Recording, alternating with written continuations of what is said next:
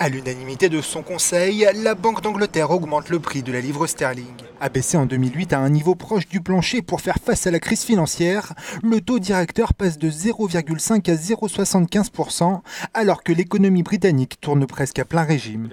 Aujourd'hui, l'emploi est à un niveau record. La capacité de réserve de l'économie est très limitée. Les salaires réels s'améliorent et les pressions externes sur les prix diminuent. Compte tenu de l'inflation et de la perspective d'une demande excédentaire dans l'économie, un resserrement modeste de la politique monétaire semble convenir pour ramener l'inflation à sa cible de 2%. À moins d'un an de la concrétisation d'un Brexit dont on peine toujours à dessiner les contours, cette hausse des taux pourrait aussi permettre à la banque de conserver une marge de manœuvre en cas de turbulence liée à la sortie de l'Union européenne. Une précaution inutile selon cet analyste.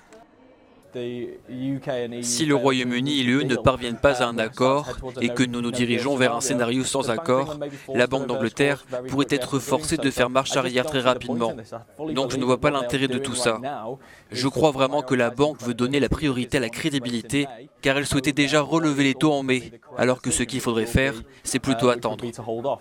La Banque d'Angleterre se place dans un scénario de hausse des taux limité et graduelle, alors qu'elle prévoit que l'inflation ne dépasse qu'à peine son objectif de 2% au cours des prochaines années.